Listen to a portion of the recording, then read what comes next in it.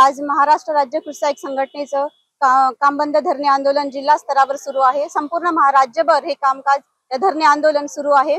यामध्ये आमच्या बऱ्याच अशा 11 प्रमुख मागण्या आहेत। त्यामध्ये कृषी सेवक कालावधी रद्द करण्यात यावा, आमचा गाव स्तरावर तलाठी आणि ग्रामसेवक हे आमच्या समकक्ष असताना सुद्धा त्यांचे पदनामात बदल झालेला आहे, परंतु आम्ही त्यांच्या समकक्ष लेवलला असून सुद्धा आमच्या पदनामामध्ये बदल झालेला नाही। तरी आमची ही सेकंड मागणी ही आहे की आमच्या पदनामामध्ये सहाय्यक कृषी अधिकारी हे नाम आम्हाला देण्यात यावं। तसंच गाव स्तरावर जेव्हा आम्ही बसतो तेव्हा आम्हाला चेअर टेबल किंवा अशी बसण्याचे ठिकाण नाही आहे, तर ते ठिकाण सुद्धा अवेलेबल व्हावं ग्रामपंचायत लेवलला।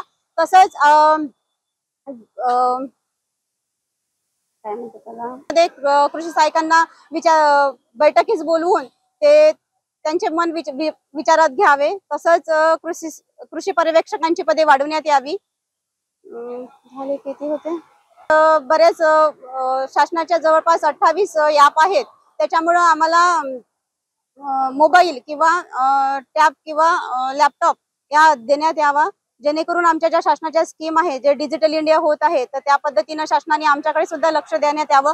कारण बऱ्याच अशा गुगल शीट निघतात, बरीच माहिती ऑनलाईन स्वरूपात त्यांना पाहिजे असते। कृषी विभागामध्ये जे लॅपटॉप असलं कधी वेळेवर म्हणजे रिपोर्ट करणं होत नाही किंवा अहवाल देणं होत नाही, त्याच्यामुळे ही शासनाने आमची बाब विचारात घ्यायला हवी आणि आम्हाला संपूर्ण राज्यामध्ये कृषी सहाय्यकांना लॅपटॉप पुरवण्यात यावा, जेणेकरून सुसूत्रता येईल आणि शेतकऱ्यांना त्या जेही काही शेतकऱ्यांचे महाडीबीटीवरील अर्ज राहतात किंवा फॉर्म राहतात भरणं, शेतकऱ्यांना 150-200 रुपये CSC सेंटरवर भरावे लागतात, कधी लिंक नसते किंवा शेतकऱ्यांना त्या गोष्टी अवेलेबल होत नाही गावागावामध्ये, तर कृषी सहाय्यकामार्फत भरल्या जाईल। यासाठी त्या गोष्टी आवश्यक आहे आणि शेतकऱ्यांपर्यंत ती माहिती वेळेत पोहोचल्या जाईल, त्याकरता शासनाने याची दखल घ्यायला हवी।